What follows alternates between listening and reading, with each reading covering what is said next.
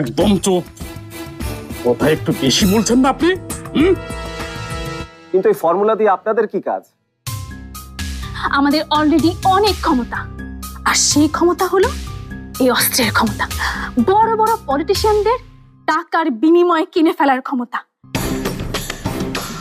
সেই ক্ষমতার সাথে যদি জবারই অলৌকিক শক্তি আমাদের গ্রুপের হাতে চলে আসে, তাহলে বুঝতে পারছো তো আমরা কত ক্ষমতাবান হব। আর এই ক্ষমতার কাজে লাগাইয়া ওরা পৃথিবীর কোনো উপকারই করবো না, উপকার করবো নিজেকে, ক্ষতি করবো পৃথিবী।